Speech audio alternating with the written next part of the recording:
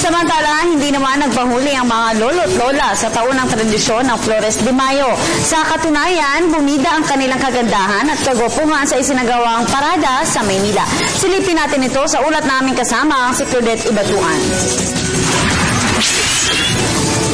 Bumida ang mga lolo't lola sa kakaibang Flores de Mayo sa Rizal Park nitong nakaraang linggo, kung saan kanilang pinatunayan na hindi hadlang ang edad upang sa natatanging kagandahan.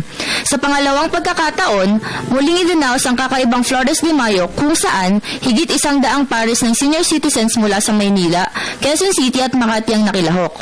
Suot-suot ang kanilang makukulay na gowns at kasama ang kani-kanilang konsorte, ipinamalas ng mga lolo at lola ang kanilang angking ganda sa pagsama sa parada. Baka sa mukha ng mga kalahok ng Flores de Mayo ang kanilang kasiyahan. Ang feeling ko masaya dahil can you imagine mga lola at lolo? Pwede pa pala.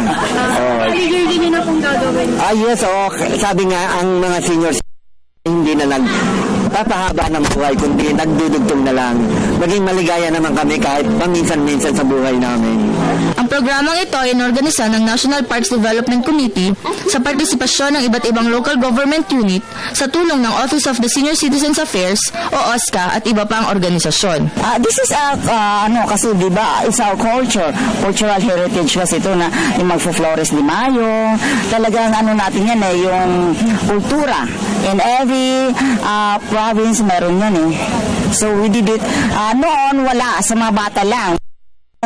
In the year 1992, tayo ng batas para senior citizens. That started the right of the senior citizens also to have sa gala of Flores de Mayo. Kasama sina Gwen Samonte, Frances Laksamana, Marisa Lazar, Charlotte Villanueva. Ito po si Claudette Ibatuan para sa Telebisyon ng Bayan.